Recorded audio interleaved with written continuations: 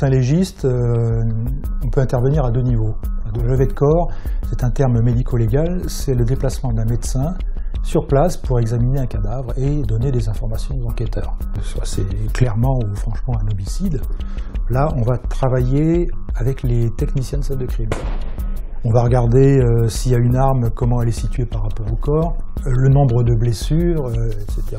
Et tenir compte de l'examen du corps avec l'environnement du corps. Donc ça apporte un maximum d'informations. L'autopsie, si elle est programmée, donc elle va se dérouler dans un institut médico-légal, dans un hôpital. On va passer un temps très important au déshabillage et à l'examen du corps, de l'ensemble du revêtement cutané pour repérer les lésions, les mesurer, les positionner sur le corps.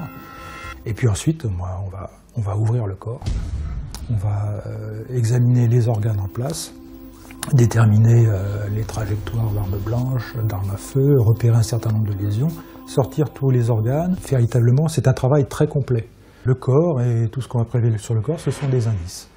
Et certaines des indices qu'on va prélever sur le corps, ça peut être traité dans un laboratoire comme ici. Si la victime s'est heurtée avec son agresseur, en examinant le corps, on peut repérer un certain nombre de choses, des microtraces, fibres, poils, etc., qu'on va prélever, confier à un laboratoire. On peut trouver des résidus de tir s'il y a eu une histoire d'arme à feu. Donc il y a plein de disciplines criminalistiques qui peuvent être mises en œuvre au décours de l'examen du corps et de l'autopsie. L'anthropologie, c'est tout à fait intéressant. Et ici, dans l'équipe, il y a des anthropologues qui travaillent avec moi pour l'examen de ces squelettes. Alors, on les examine pour, bien sûr, identifier, et puis pour rechercher les causes du décès ou éventuellement des mutilations qui auraient été effectuées sur le corps. On va déterminer notamment le sexe, l'âge, la race, la taille, mais parfois on n'a pas de piste pour identifier.